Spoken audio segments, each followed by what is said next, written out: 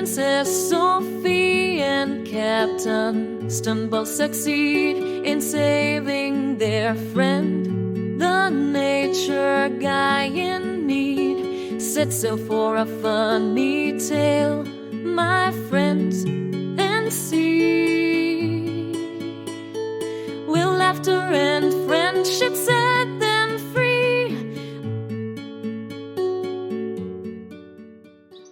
Once upon a time, a princess named Sophie and an exceptional captain known as Captain Stumble lived in a land not too far away.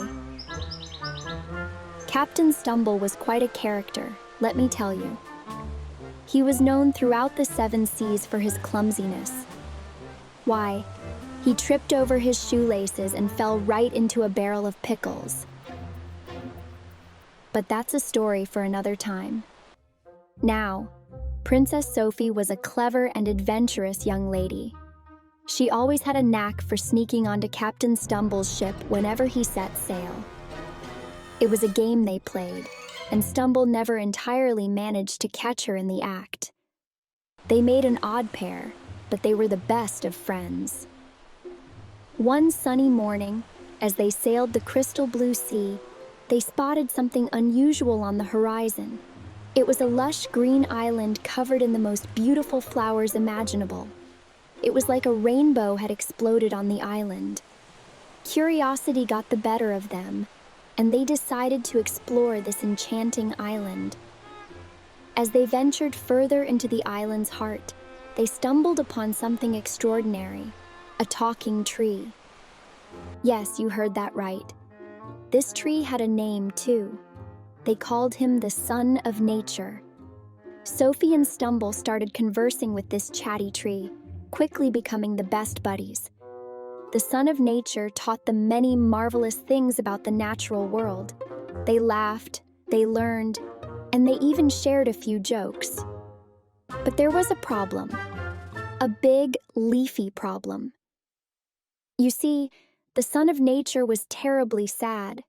A mysterious substance had contaminated the island's soil and water.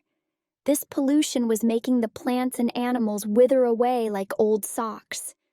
Nobody knew where this pollution was coming from, and Sophie and Stumble had a mission to figure it out. Princess Sophie, being the clever girl she was, decided to hit the books. She returned to the Greenstall Island and dashed to the palace library faster than a squirrel chasing an acorn.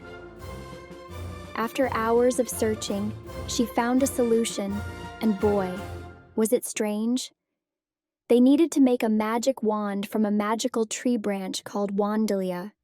This branch had the power to zap away the pollution and make the island healthy again. Stumble approached Captain Silverhoof and asked with a grin, "Ahoy there, Captain. Do you happen to know where we can find the Wandalia tree? Legends say that the branch of it is precious." The greedy Silverhoof knew where the Vandalia tree was, but he grinned and didn't tell Stumble where it was.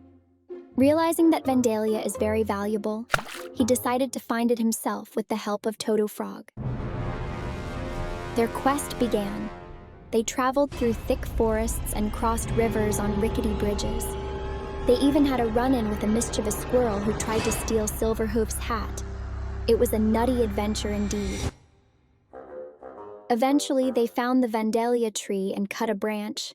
They examined the branch and saw it was just an ordinary stick with no extraordinary power. They didn't know it was a magic wand, so they returned to Greenstall and sold it cheaply to Captain Stumble and Sophie.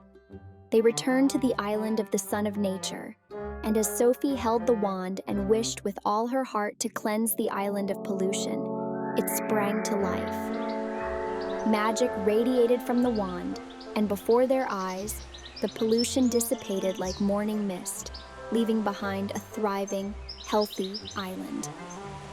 Curious, Sophie couldn't help but ask, why didn't Captain of Silverhoof realize the value of the wand and sell it cheaply? The wise old tree replied with a chuckle.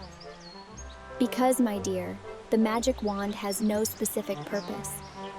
It can only grant wishes that have a clear goal in mind.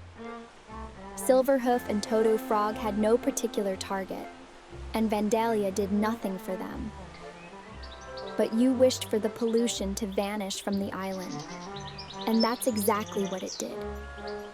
To succeed in anything, my friends, you must have a goal and believe that you will reach your goal.